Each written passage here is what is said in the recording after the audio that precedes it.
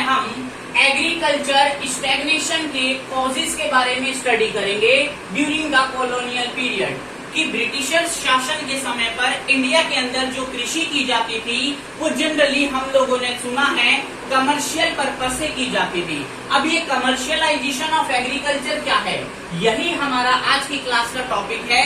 Commercialisation of agriculture किसे कहते हैं? तो कमर्शियलाइजेशन ऑफ एग्रीकल्चर का मतलब होता है बेटे, जब इंडिया के अंदर एग्रीकल्चर सेक्टर में, एग्रीकल्चर सेक्टर आप कहाँ देख रहे हैं, ये नीचे जो किसान आप देख रहे हैं इस पिक्चर में, ये कृषि कर रहे हैं, ये एग्रीकल्चर कर रहे हैं।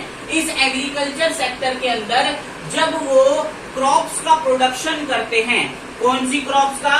दो तरह की क्रॉप्स होती है, एक होती है कैश क्रॉप्स और दूसरी होती है बेटे फूड क्रॉप्स। अब ये फूड क्रॉप्स क्या होती है और कैश क्रॉप्स क्या होती है? सर बेटे मैं आप लोगों को डेफिनेशंस नहीं पढ़ाऊंगा, मैं इसी शब्द के अंदर से ही डेफिनेशन निकाल के पढ़ाऊंगा। देखिए आप लोगों ने नाम सुना होगा क्रॉप्स का। क्रॉप्स मतलब होती है फसल, चाहे वो किसी की भी फसल हो, गेहूं की हो, चावल की हो, जौ की हो, बाजरा की हो, तो ये होती है फसल। अब इसके आगे एक वर्ड लिखा हुआ है फूड। फूड का मतलब होता है खाना। तो हम जो गेहूं फसल उत्पादित करते हैं, क्रॉप्स का जो प्रोडक्शन करते हैं गेहूं का, चावल का, जौ का, बाजरा का, इसको हम क्या करते हैं? खाते हैं। तो इसीलिए इसका नाम क्या पड़ा? Food crops. Is it clear? Very good. अब आगे चलते हैं। दूसरी फसल है बेटे, यहाँ पे आप देख रहे हैं कैश क्रॉप्स। तो क्रॉप्स का मतलब क्या हुआ? खेती, फसल करना किसी भी प्रोडक्ट की। अब इसके आगे एक वर्ड लिखा हुआ है सर क्या? कैश। अब ये कैश क्या होता है? कैश मीन्स नकदी। अब नकद फसल का उत्पादन कैसे किया जाता था ब्रिटिशर्स टाइम पीरियड पर? आप देख रहे हैं कि सिल्क, कॉटन, जूट, इंडिगो, ये ऐसे उत्पाद हैं जो हम खा नहीं सकते। इन फसलों को बनाकर मार्केट में बेचा जाता है और जब हम इन उत्पादों को बेचते हैं, जैसे कॉटन है, ये कॉटन का कपड़ा, क्लियर हुआ बेटे, जब हम इसे बेचेंगे तो मार्केट में इसको बेचने से हमें क्या मिलेगा? कैश मिलेगा। ये कैश है बेटे, दिखाई दे रहा है। हाँ, तो ये कैश जब आएगा तो हमारी जेब में, क्योंकि हम इस कॉटन को खाते तो है नहीं, बेचकर पैसा कमाते हैं, तो इसीलिए इसका नाम क्या पड़ा? Cash crops. Is it clear? देखिए बेटे मैंने आपको डेफिनेशंस नहीं पढ़ाई, मैंने आपको इसी शब्द के अंदर ही इसकी मीनिंग छिपी हुई है वही पढ़ाया। इसी को कहते हैं बेटे राहुल इकोनॉमिक्स क्लासेस की इक्वालिटी, जो शब्दों के अंदर से ही अपने आप मीनिंग को क्रिएट करके निकाल कर समझा दी जाती है। अब हम आगे की स्टडी करते हैं। देखिए ब्रिटिश टाइम पीरियड पर ब्रिटिशर्स जो है वो जनरली हमारे इंडियन पीसेंट से, हमारे इंडियन पीसेंट्स मीन्स इन किसानों से जानबूझकर जबरदस्ती खेती कराते थे। किन फसलों की? सिल्क, कॉटन, जूट, इंडिगो, ऐसी फसलों की, जिनको हम सेल के पर्पज से, बेचने के पर्पज से, किसको बेचते थे? ये हम एक्सपोर्ट करते थे इंडिया से। किसकी ओर? ये शिप जाता हुआ आपको दिखाई दे रहा है ब्रिटेन, ये ब्रिटेन की ओर शिप जा रहा है, तो इसको हम सेल कर रहे हैं। तो सेल के पर्पज से जब खेती की जाती है तो इसी को हम कहते हैं बेटे क्या? कमर्शियलाइजेशन। जो ये वर्ड लिखा है वाणिज्य, व्यापार जिसे हम कहते हैं।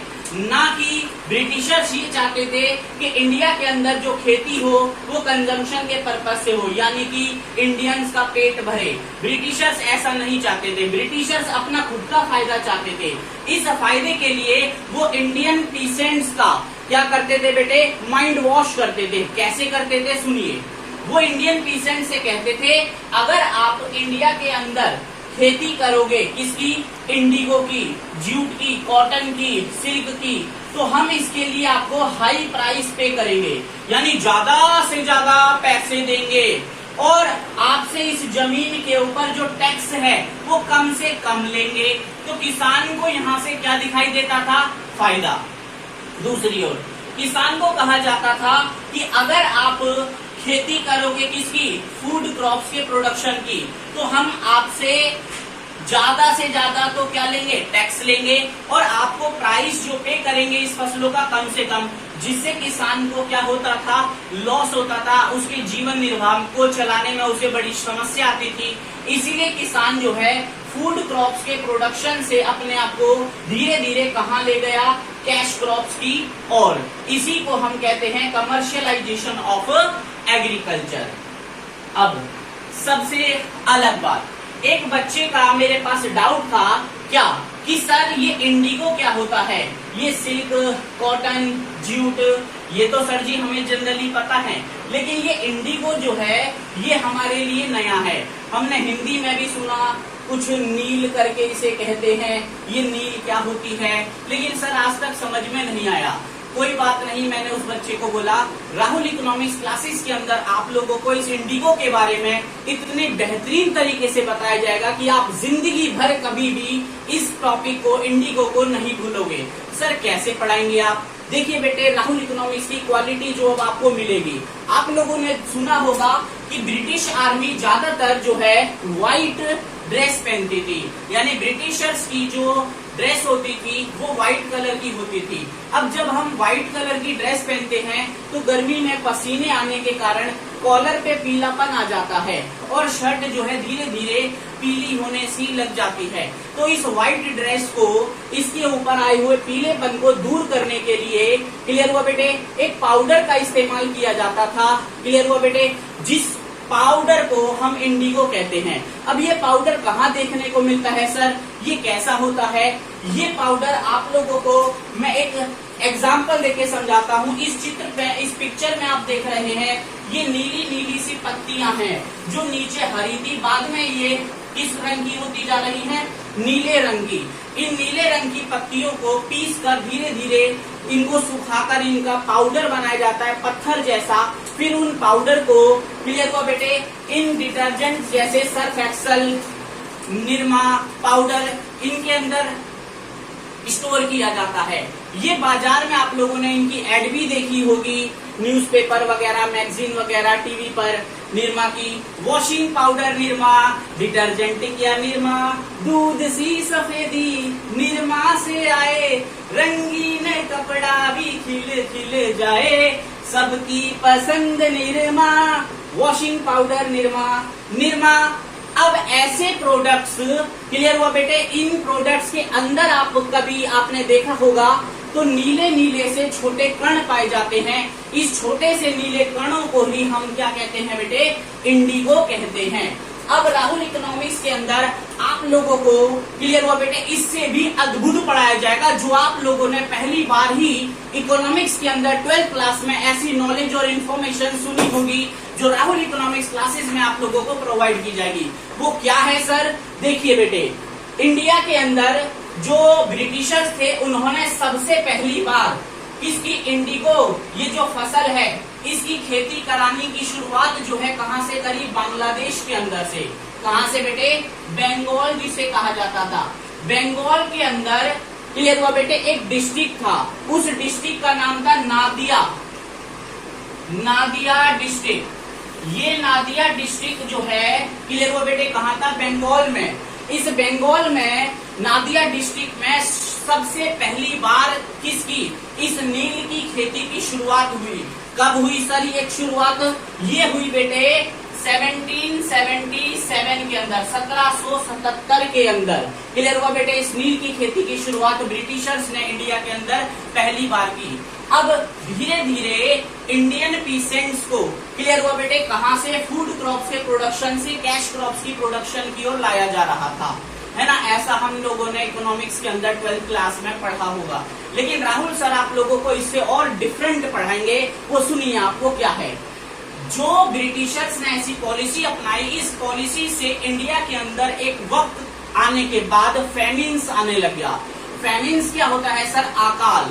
अकाल का मतलब एक भूखमरी जैसी स्थिति पैदा हो जाना। कैसे? क्योंकि ब्रिटिशर्स ने जब इंडिया के अंदर फूड क्रॉप्स के प्रोडक्शन से कैश क्रॉप्स की ओर इंडिया को शिफ्ट करा, क्योंकि 1757 जब ब्रिटिशर्स इंडिया में नहीं आए थे, तो 1757 से पहले इंडिया के अंदर ज्यादातर खेती की जाती थी किसकी? फूड क्रॉप्स की। और जब ब्रिटिशर्स इंडिया के अंदर आए, क्लियर हुआ बेटे, तो इसके बाद इंडिया में खेती की जाने लग गई किसकी? धीरे धीरे से कैश क्रॉप्स की। क्लियर हुआ? तो इंडिया में जो फूड ग्रेन था, फूड ग्रेन किसे कहते हैं बेटे? अनाज। ये गेहूं, चावल। क्लियर हुआ बेटे? ऐसे अनाज की धीरे धीरे क्या होने लग गई? कमी होने लग गई। यानी भारत में, इंडिया में किसानों के घर में ही गेहूं नहीं है, चावल नहीं है, तो अब ये किसान अपना पेट कैसे भरेंगे बेचारे? इन किसानों को अपने खुद ही घर में अनाज लेकर आना पड़ता था। कहां से?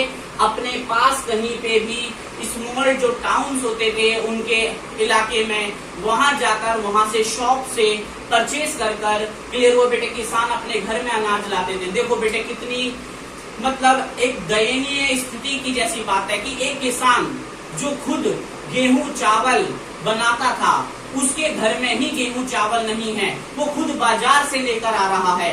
तो ऐसी स्थिति, ऐसी नौबत ब्रिटिशर्स ने इंडिया के अंदर हमारे किसानों के घर में पैदा करी। क्लियर हुआ बेटे? जिसको सुनकर और देखकर हम लोगों की आंखों में आंसू आ जाते हैं। तो इसीलिए हम लोग इन बातों को याद करने के लिए ही, क्लियर हुआ बेटे, इन सब चीजों को पढ़ते हैं। और राहुल सर आप लोगों को इस इकोनॉमिक्स के जरिए, क्लियर हुआ बेटे, पूरी की पूरी हिस्ट्री आपको इकोनॉमिक्स की, क्लियर हुआ बेटे, बताएंगे धीरे धीरे। इसी तरह से आप लोगों को अगर ये वीडियो मेरी पसंद आई हो तो बेटे ज्यादा से ज्यादा इस वीडियो को सब्सक्राइब करना,